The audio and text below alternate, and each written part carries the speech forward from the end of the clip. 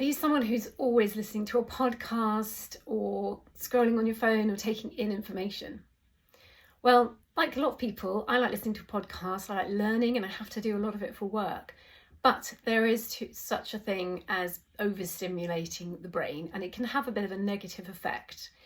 The brain has two modes in crude terms. It has a taking in, learning, stimulating mode, and it also has its rest mode, where it kind of needs to sort of tick along without any input at all, a mind wandering mode when we're not being stimulated and taking in external input.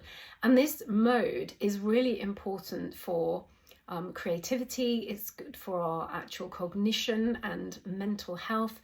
And overstimulation of this area of the brain can be linked to anxiety, depression, and Alzheimer's, but also it can suppress a little bit of your creativity or make you feel tired but wired. So if you've got a very busy mind, or you find that you sleep very lightly, it might be that you are a bit overstimulated.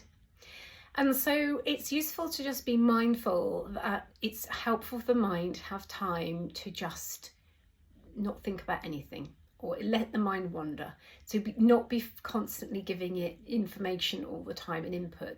So that might for you look like maybe a walk where you don't listen to a podcast. Perhaps you just look around you at the scenery, a kind of mindful walk where you listen to the birds and you notice what the flowers and the leaves are doing and what's going on around you. It might be that you're doing a menial task like in the kitchen, tidying up or cooking, but you're really focusing on that activity, a little bit like mindfulness. But it's really helpful for the brain to do what it's supposed to do and have that kind of break from constant stimulation. And actually, a lot of the time, this can really help further along the line with productivity and creativity. But generally, it keeps the nervous system in a more regulated way into that parasympathetic nervous system and not constantly on red alert. So it can feel a bit of a strange thing to say that if I'm always listening to a podcast and always taking in information and constantly always stimulating my brain, that might not be good for my nervous system. Because these things are good for the brain, aren't they? We do need to challenge our brain and stimulate our brain. And, I certainly like to do that. But it is something to be mindful of.